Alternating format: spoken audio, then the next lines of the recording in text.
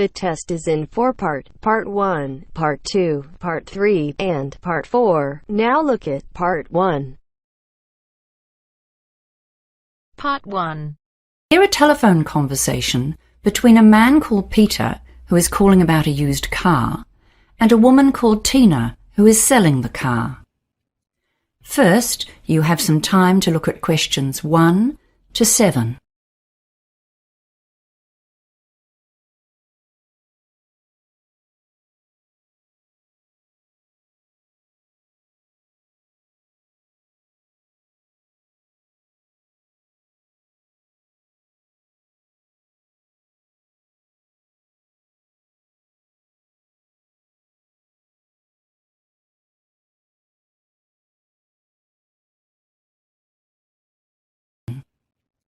You should answer the questions as you listen, because you will not hear the recording a second time.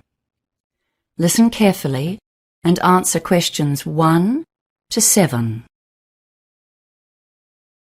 Hi, it's Peter speaking. I'm calling about the ad you put online for a used car. Sorry, what was your name again? Oh, sorry. It's Peter Smith. Oh, hi, I'm Tina. Good to hear from you. So tell me, which car are you after? I'm interested in the sedan, the 2012 Toyota sedan. We have a few of those available right now. Let's see. Was it the black pearl one? Or maybe the Barcelona red one? Oh yes, I saw the red one, but I don't really like red cars. The one I'm after is silver. Right, I see. Okay. Well, what would you like to know? Well, it says in the ad that it's in good condition. What does that mean exactly? Well, the paint is original. There are almost no scratches or dents. It looks like a new car, in fact. There was a tiny scratch on the door, but we polished that right out for you. Oh, that's good. How's the engine? The engine? Oh, yes. Well, there haven't been any problems, and it's been serviced regularly. You know, oil changes, lubes, and so on. The previous owner was a very careful old lady, and she looked after it. It's only had the one driver. Oh, except that on the papers it says 2 owners, because her son took over the ownership when the old lady stopped driving. How about the tyres? Are they in good condition? I do a lot of driving on the open road. Well, they all passed the car safety test. You might need to replace the back ones in the next 6 months or so because they're a bit worn. But the owner had the front 2 replaced only a couple of months ago. So those ones are new. You won't need to replace them for ages. Oh, and it had new brake linings recently too. I have the garage receipts for all of those things. Okay, that's good. And what extras does it have? Well, air conditioning, of course. And there's a nice stereo which plays CDs. Or you can use it with an MP3 player. What else? All the usuals: power steering, central locking, ABS brakes. Oh, and it also has a tow bar. You can remove that and store it inside the car when you're not using it. What else? You know it's manual transmission, right? Yes, I don't want an automatic. And the tow bar sounds great. I need that for carrying my bike. Okay, well, that all sounds very cool. And you're asking $25,000, is that right? No way. I think you must have the wrong ad. This one is $30,000 and we won't go lower than that. I see. What's the mileage again? Most cars of that age would be around 80,000 kilometres, or even up to 120,000. But as I said, the old lady didn't drive much, so it's very low. Only 50,000. You won't get a better low-mileage car than this one. Before you hear the rest of the conversation, you have some time to look at questions 8 to 10.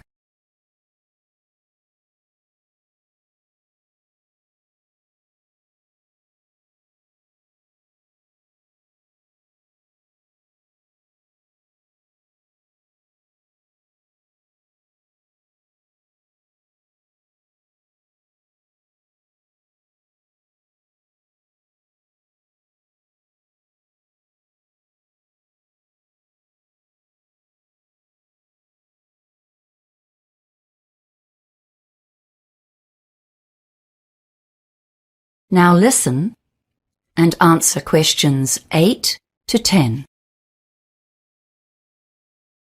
Okay, well, I'd like to come and see it if that's all right. Where do you live? I'm in the suburb of Pembrose. Do you know where that is? Sorry, can you say that again? I'll just check on my GPS. Yes. I'm in Pembrose at 352 Hunter Place. HUNTER. Oh yes, I see. Yes, that's okay. It's about 30 minutes drive from here. No, that's no problem. So, when would you like to come? How about this evening? I could come at 5 p.m. Oh, no, sorry, I forgot about my gym class. How about 6:30? Does that suit you? Look, sorry, I have someone else coming then. Can you make it a bit later? Say 7:30? Well, okay then. But that's getting a bit late really, and it'll be dark by then, won't it? I'd really like to see the car in daylight if that's okay. Well then, how about 4ish? Yes, that's good. Okay, let's say 4:30 p.m. And I guess I'll just have to be late for the gym. I'm usually very punctual, so being late just once won't matter too much. Yes, fine. See you then. Oh, just in case there's a problem, what's your mobile number? Oh, of course. It's 093678192. Ignore that. It's my landline. Of course, it makes more sense to give you my mobile. That's 045 352 7652. Got that? Excellent. See you later, Peter. Yes, sure. Bye, Tina.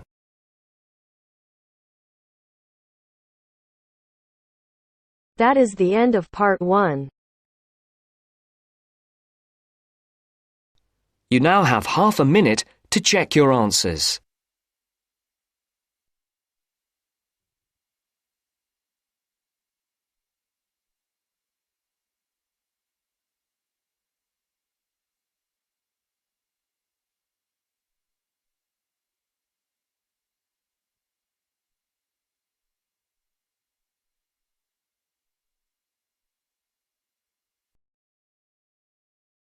Now turns to part 2.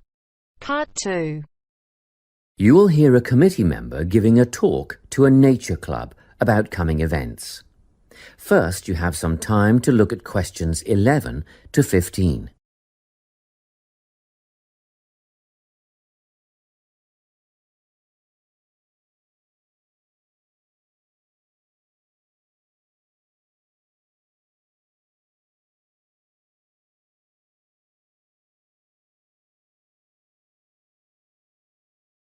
Listen carefully and answer questions 11 to 15.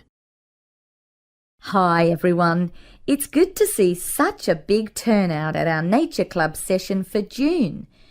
Just before we start this evening's workshop, I'd like to draw your attention to what we have in store for you in the second half of the year. First of all, the guided bushwalk. This is always a favourite. Starting out on the Springvale Plateau and continuing down into a section of the State Conservation Area. Last year, we invited children aged 8 and over if they came with a parent, but the track has been washed out in a few places since then and it can be quite rough. So, this year we considered restricting it to adults only. However, on reconsideration, the committee has now decided to recommend it for all bushwalkers who are over the age of 12. Another very popular option is the bird observation walk. We'll be searching for both migratory and native birds as we walk through tidal marshlands and mangroves, and you can expect to get your feet uncomfortably wet and muddy if you don't wear rubber boots. These are a must. The leader will have a strong pair of binoculars, so we'll rely on her to name the species for us. And we've ordered some bird identification books that you may wish to purchase at a later date. From the bush to the swamp and now to the sand dunes. Our leader will help us identify plants native to the local area as well as some invasive weed species. We'll be asking for volunteers to help pull out the weeds where possible, so a pair of sturdy gardening gloves is essential. Spades and other tools will be provided. It could get very hot and you'll need water, plenty of it, but a local business owner is willing to provide bottled water free of charge. The next outing, Bush Tucker, is a new one. Have you ever wondered what life in this country would have been like 200 to 2,000 years ago? Well, come on this trip and you'll find out how the indigenous inhabitants used local plants as food and medicine. Because lunch is included in this trip, there will be a small charge per person. We had originally thought $7 would cover the basics, sausages and bread followed by tea and coffee, but then we thought a few different cuts of meat and salad would be nice, and that brought the price up to $12 a head. At one stage we even contemplated including seafood, but that would have been a bit too expensive, around $15, so meat and salad it is. We expect this to be a popular event, so we'll need advance bookings to organise the catering. Please let us know your intentions by the 10th of November, and be aware that we'll require prepayment by the 15th of November. You can still change your mind and get a refund up to the 25th of November, but after that date, if you pull out, you'll forfeit the money paid. Before you hear the rest of the talk, you have some time to look at questions 16 to 20.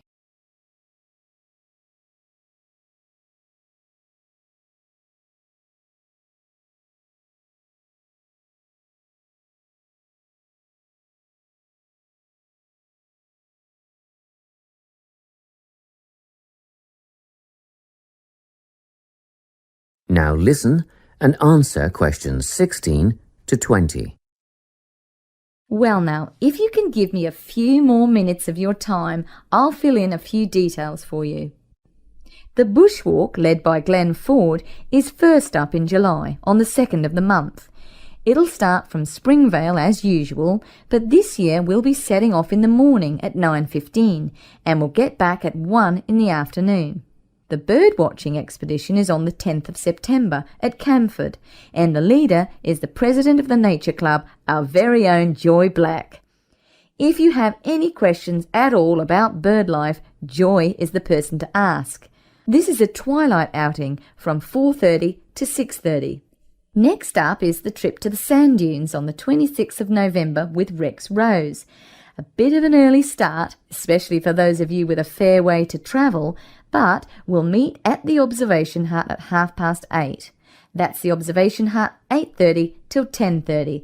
And even at that time of the morning, it'll be very hot, so come prepared. The last trip on the program is the Bush Tucker excursion on the 3rd of December with Ranger Jim Kerr. This will be at Carson Hills, and the presentation and demonstration will take place from 10 a.m. till 11:30, but be prepared to stay on for the barbecue and Bush Tucker lunch at 12 o'clock. I expect we'll wind up at 2, and you can head for home at that time. Well, that's all I have to tell you. A booklet will be mailed out to you later with those events, dates and times, but don't wait, put them on your calendar now. That is the end of part 2. You now have half a minute to check your answers.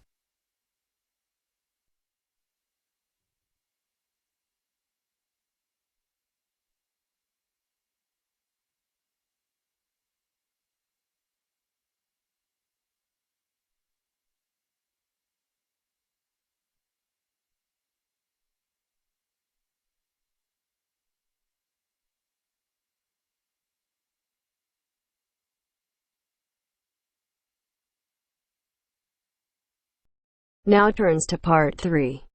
Part 3.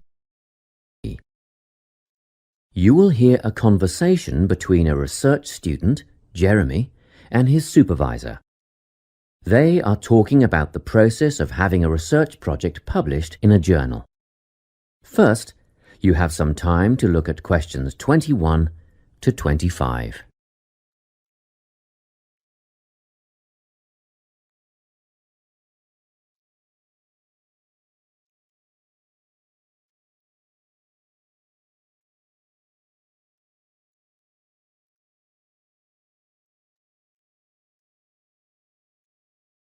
Listen carefully and answer questions 21 to 25.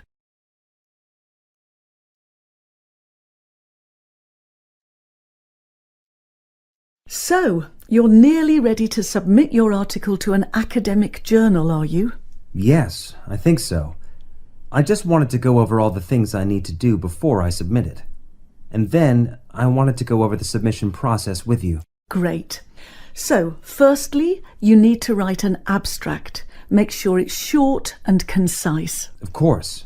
I forgot all about that. And what about key words? Yes, a lot of students overlook this part and just jot down whatever comes to mind. But take some time to make a list of keywords that are accurate and relevant. Okay. Another thing. Could you have a look at my article before I submit it? Absolutely. Actually, at least 2 senior staff members should always read through a final draft before submission. Do you mind if I give it to Professor Johnson to have a look at as well? Not at all. I'd be glad to have the feedback. Do you know which journal you want to submit to yet? Not yet. I have a short list of about 3 that I'm interested in. Make that decision soon, because you'll need to adjust your article so that it matches the style guide of the journal you are submitting to. I bet that can take a while. Yes, but after that you are just about ready to submit. One more thing, you'll have to sign the copyright form, just confirming that it's your own work, and then you're good to go. Before you hear the rest of the conversation, you have some time to look at questions 26 to 30.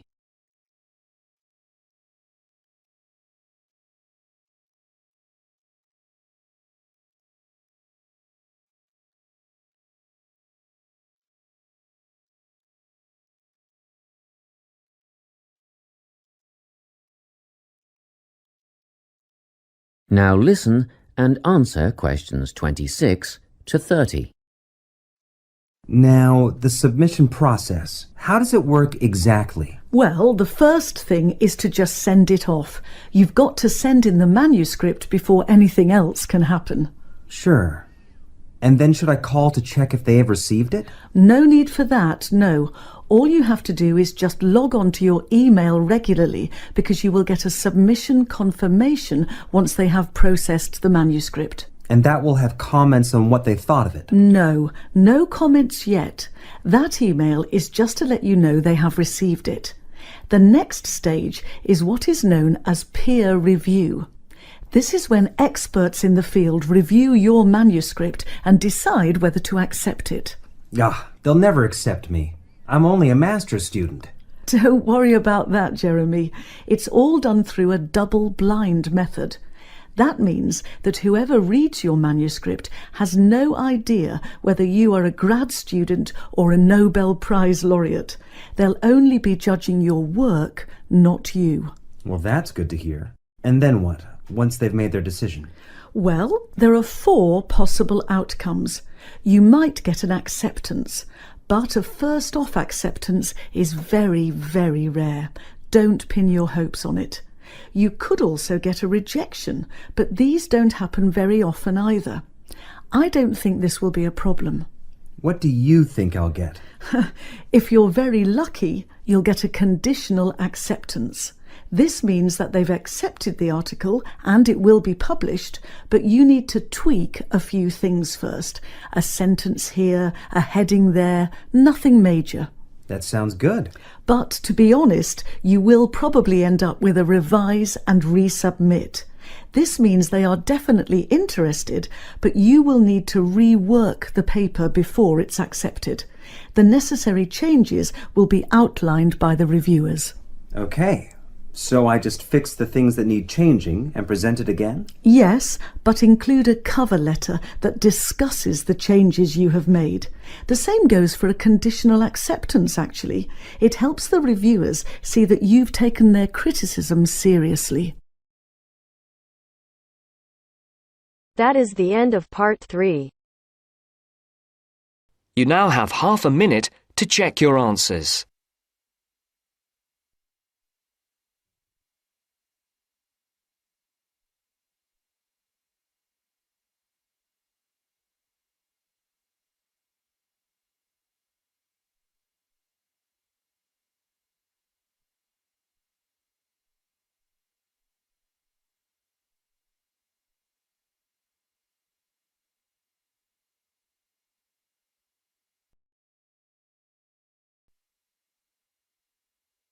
Now turns to Part 4.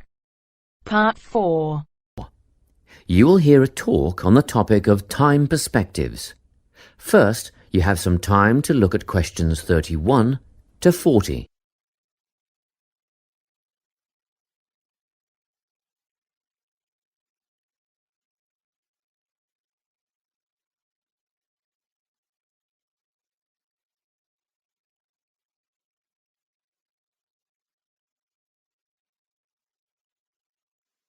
Listen carefully and answer questions 31 to 40. Today, I'm going to be talking about time. Specifically, I'll be looking at how people think about time and how these time perspectives structure our lives. According to social psychologists, there are 6 ways of thinking about time, which are called personal time zones. The first 2 are based in the past. Past positive thinkers spend most of their time in a state of nostalgia, fondly remembering moments such as birthdays, marriages, and important achievements in their life. These are the kinds of people who keep family records, books, and photo albums. People living in the past negative time zone are also absorbed by earlier times, but they focus on all the bad things, regrets, failures, poor decisions. They spend a lot of time thinking about how life could have been. Then, we have people who live in the present. Present hedonists are driven by pleasure and immediate sensation. Their life motto is to have a good time and avoid pain. Present fatalists live in the moment too, but they believe this moment is the product of circumstances entirely beyond their control. It's their fate, whether it's poverty, religion, or society itself. Something stops these people from believing they can play a role in changing their outcomes in life. Life simply is, and that's that. Looking at the future time zone, we can see that people classified as future active are the planners and go-getters. They work rather than play and resist temptation. Decisions are made based on potential consequences, not on the experience itself. A second future-orientated perspective, future fatalistic, is driven by the certainty of life after death and some kind of a judgment day when they will be assessed on how virtuously they have lived and what success they have had in their lives. Okay, let's move on. You might ask, how do these time zones affect our lives? Well, let's start at the beginning. Everyone is brought into this world as a present hedonist. No exceptions. Our initial needs and demands, to be warm, secure, fed, and watered, all stem from the present moment. But things change when we enter formal education. We're taught to stop existing in the moment and to begin thinking about future outcomes. But did you know that every 9 seconds, a child in the USA drops out of school? For boys, the rate is much higher than for girls. We could easily say, well, boys just aren't as bright as girls. But the evidence doesn't support this. A recent study states that boys in America, by the age of 21, have spent 10,000 hours playing video games. The research suggests that they'll never fit in the traditional classroom because these boys require a situation where they have the ability to manage their own learning environment.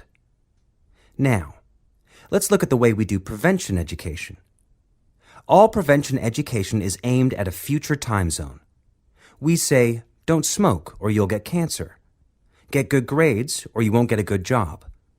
But with present-orientated kids, that just doesn't work. Although they understand the potentially negative consequences of their actions, they persist with the behavior because they're not living for the future. They're in the moment right now. We can't use logic, and it's no use reminding them of potential fallout from their decisions or previous errors of judgment. We've got to get in their minds just as they're about to make a choice. Time perspectives make a big difference in how we value and use our time. When Americans are asked how busy they are, the vast majority report being busier than ever before. They admit to sacrificing their relationships, personal time, and a good night's sleep for their success. 20 years ago, 60% of Americans had sit-down dinners with their families, and now only 20% do. But when they're asked what they would do with an 8-day week, they say, oh, that'd be great. They would spend that time laboring away to achieve more. They're constantly trying to get ahead, to get toward a future point of happiness. So, it's really important to be aware of how other people think about time. We tend to think, oh, that person's really irresponsible, or that guy's power hungry. But often, what we're looking at is not fundamental differences of personality, but really just different ways of thinking about time. Seeing these conflicts as differences in time perspective, rather than distinctions of character, can facilitate more effective cooperation between people and get the most out of each person's individual strengths.